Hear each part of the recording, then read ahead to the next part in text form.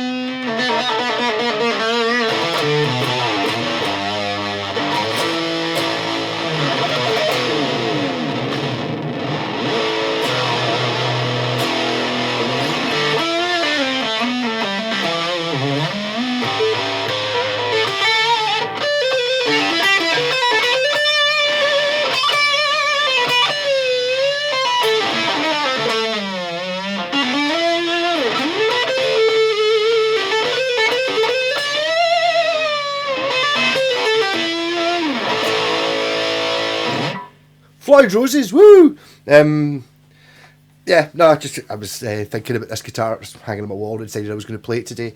I've also done another video which will be a members only video. It's 45 minutes long. This is going to be 10 minutes long. So it's basically kind of about the Ibanez RG and how it's basically I'm going to vote for it being one of the top 10 most important guitars ever made, something like that. A lot of basically the neck on it, I assume it must be patented. They must have patented it, you can't copy it. I do remember something about, in fact I watched a documentary, I'll put a link to it down below. We guys, I think his YouTube channel's about the same size as mine, but he's edited a video together for like the history of, it's only like 10 minutes long, history of Ibanez. It's actually pretty good. He might get hit with copyright and stuff now to think about it. He's got kind of wee snippets of interviews with Steve Vai and stuff in it. But it kind of put me into this thinking that apparently the thing is it's got a new type of truss rod. I did know that, but the new information was it was to get a 19mm thick at the nut neck, which was the thinnest. Apparently Charvel had a 19.5mm neck, so Ibanez made a point of making the thinnest one possible. So that might be something to do. It doesn't feel... This is the Wizard 2 neck. That's got a PGM neck, which is a bit thicker, 2mm thicker, but doesn't really feel any different. Still the same thing. I think the original Wizard's kind of the same sort of thing as well. It's a wee bit different, but not... The bulk of it's still more similar to this than any other neck. It doesn't feel... It definitely doesn't feel thin this way. It feels very wide here, and it seems to have a very thick... maybe it's because it's got jumbo frets on it. Very thick fingerboard. So you actually look at it, doesn't seem to be, but I think maybe just the angle of you look at it at. It feels very flat on the back. It almost feels like it's square and it's got big shoulders. So it's a really interesting neck shape. It doesn't feel wrong, it just feels very different. This is in common with the cheaper ones as well. I don't know about the Geos, I don't know whether they've got the Wizard neck, but definitely the RG sort of 300 series, the ones that have got the Wizard or the Wizard 2 neck, are this neck, definitely. And I suppose even if you look back at how important this guitar was, it was the first one that had automatic coil splitting.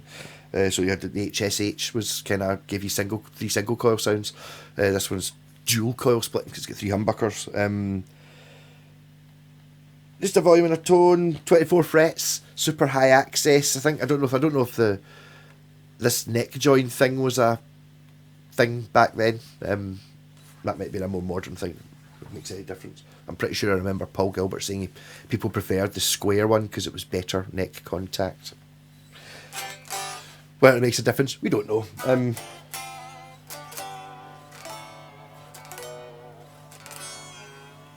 Yeah, so I don't know. It's the Floyd Rose thing. I was thinking about talking about the other video, and I fitted a Floyd Rose FRX to a Gibson SG before, which is like kind of, it's basically a Floyd. It works really well.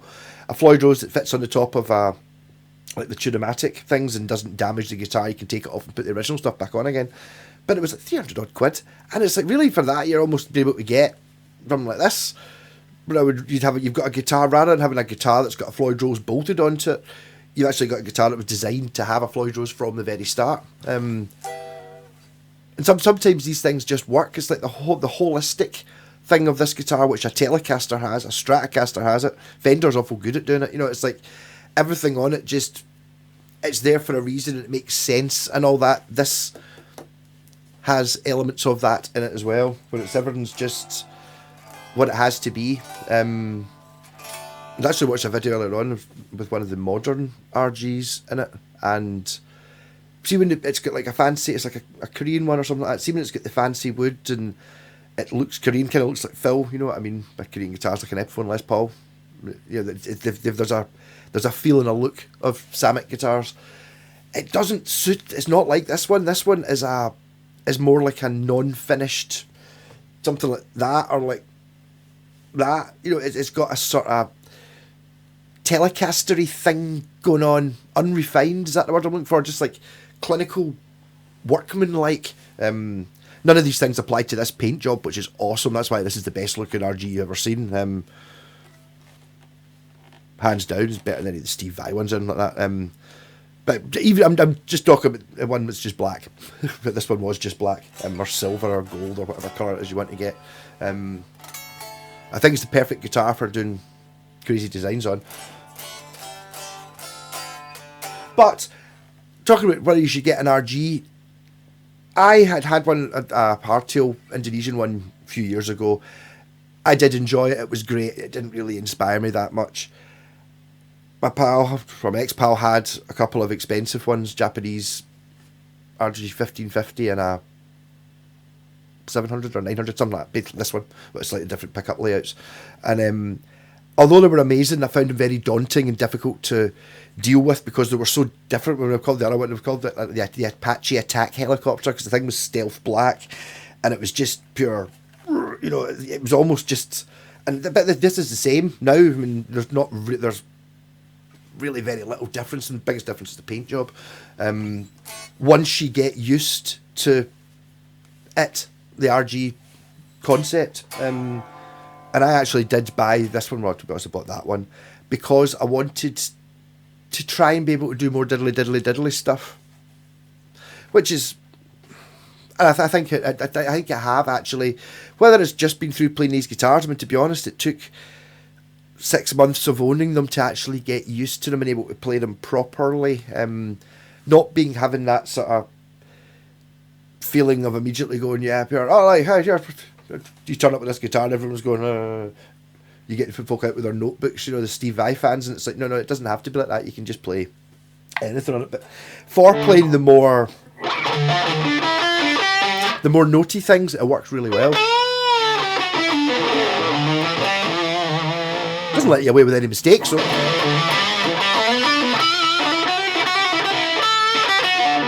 See, I don't really know how to do any of this Steve Vai stuff, but I'm quite comfortable playing the guitar now.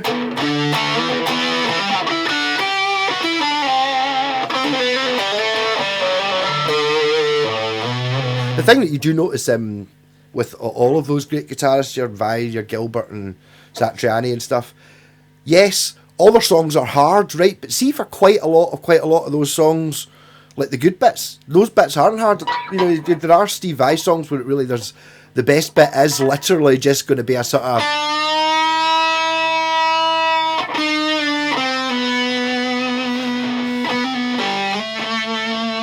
that kind of thing is the best bit in the song. Obviously, there's tons of very complicated bits in it as well, but it's not necessarily. Sometimes the right option is just to go, which I always found quite impressive, the way that your instrumental virtuoso types do always do that. They are, you often see them just hitting it, just like, you know, because what is it that this song needs? Okay, I've had my finger tapping legato exercises and my diddly diddly diddly does like that here, but what I really want is a D and an A. Like, you know, like AC/DC would do or something like that.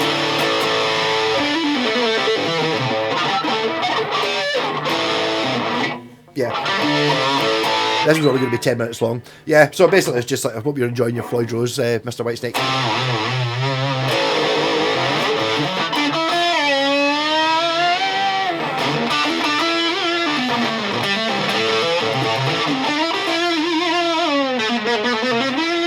I think there's something to do with the guitar looking like what it's going to play like as well. And it's like, I know I've done my 10 minutes, I was going to stop. But I think my biggest point before was it's significantly different. This is more different to, like, if you were your pa, you only ever play strats, or that's your main guitar strat, you're having a wee jam, so you want to come in, up, play a song here, and you hand them this.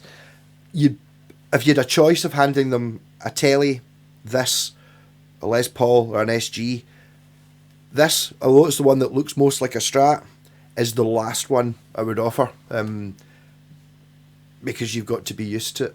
It's a different thing. It's really very alien feeling, much more alien than if you're playing a Strat and then someone gives you a Telly. It does feel a bit alien. I know this because I didn't play, but it's not that different. You get used to it very quickly. You get used to this one quite quickly as well, but it's a really strange feeling. It's like a technical thing.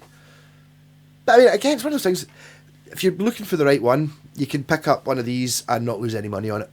You'll buy it on eBay or whatever. This is an RG470, currently about the best. Well, when I bought this one, it was the best buy you could get when you get it's 2003 or 2004, all Japanese. This one came with 3 Seymour Duncans in it as well.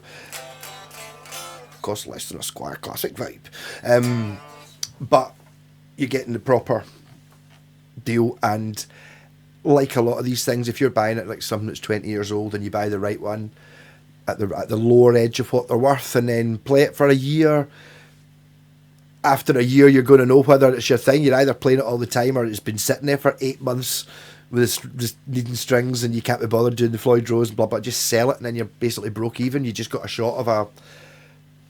But on the other hand, it might give you a little bit of an insight into just a slightly different way of looking at it, because it is genuinely very different. Although it looks like a Strat, it's very different to a Strat. It does different things. It does all the things that a Strat does, and a Strat doesn't. You know what guitars are like.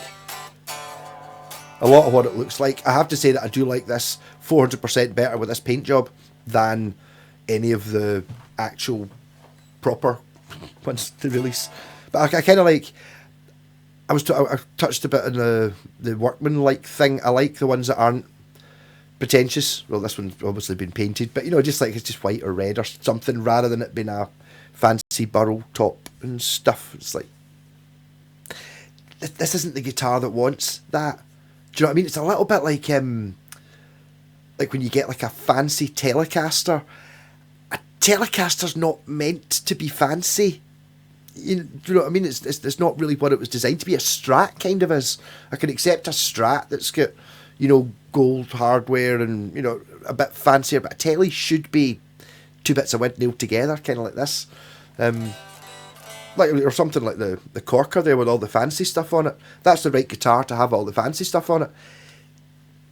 Put all that fancy stuff on this shape or this concept of guitar. It's not going to give it class. Do you know what I mean? It's like that's got class. This has got class, but it's not going to. They're not. No. What a load of pish, though, eh?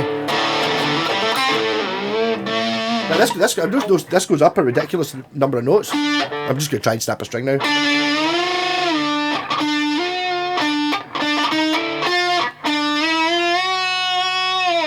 No, I'm going higher than that. It's feeling bad.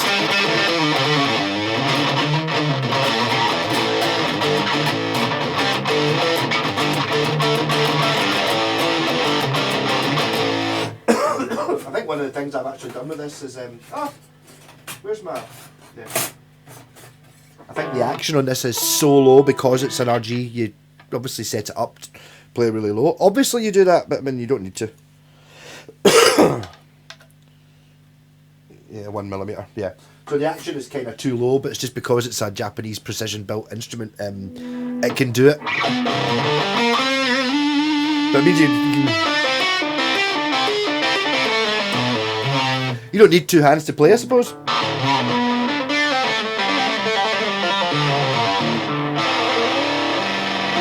Needs to be better than me, though.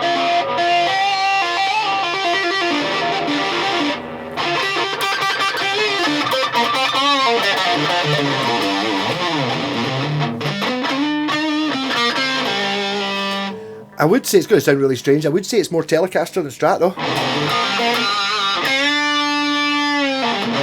And I don't know why that is.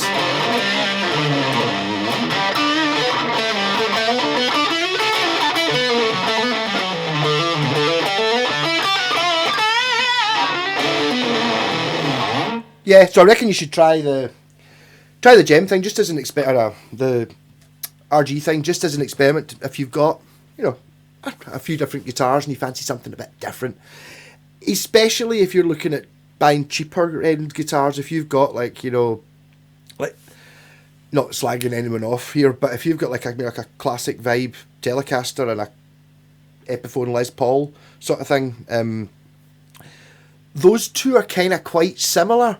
You know, like a Fender, an American Telecaster, and a Gibson Les Paul are much more different than what the Epiphone ones are. What the sort of Korean mid-priced guitars are. They're kind of a bit more. They're not as extreme because, you know, they're trying to appeal to more people. So it's like that. Whereas this is, if you get even the relatively low RG series, I'm not sure about the Geos, the ones that have got the wizard neck. You're getting the extreme neck. You're getting the neck that's on the Steve Vai one, the mental neck. You're not going to get one like like a Telecaster. The original ones have got pure clubby necks. You're not going to get that in a Squier one. They're going to give you a more modern feeling, easier to play neck. They're not going to give you the hard to play one. Whereas this one, the wizard neck is the hard to play one. When I say hard to play, I mean the real deal. But I would.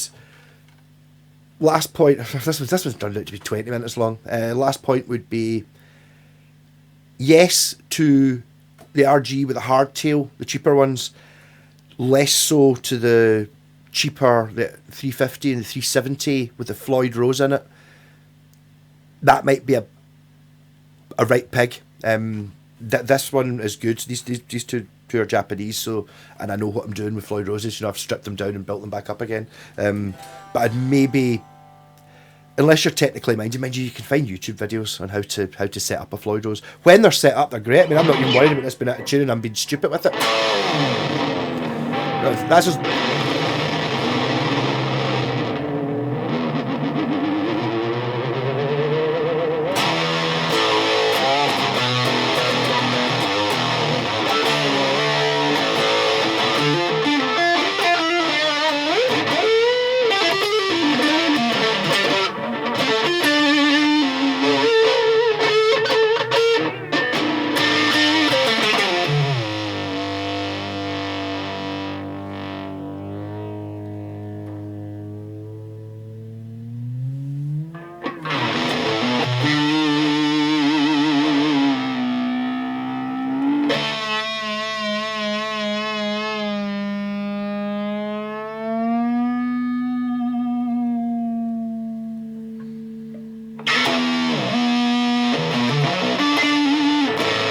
I've lost tuning now. A wee bit.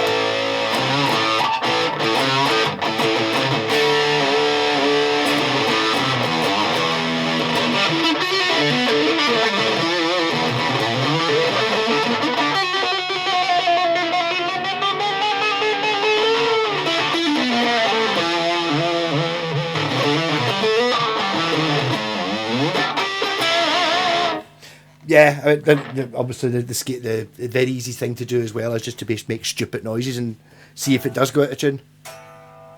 It's not bad. This is coming up soon on the Elixir list to get Elixired. It's a sort of guitar I should have lying about. I'm not sure the 3 Seymour Duncans are really necessary in it. I'd been happy if it was just the 2 humbuckers, but I can't. And it does seem like a waste to have the middle pickup, which I never use anyway. But it's a different sound, so you don't get very many guitars that have got a middle pickup. So I'll use them. That was my justification. I don't have any other guitars that have got a middle pickup, so therefore I'll have to have this one. Listen to that screaming demon scream.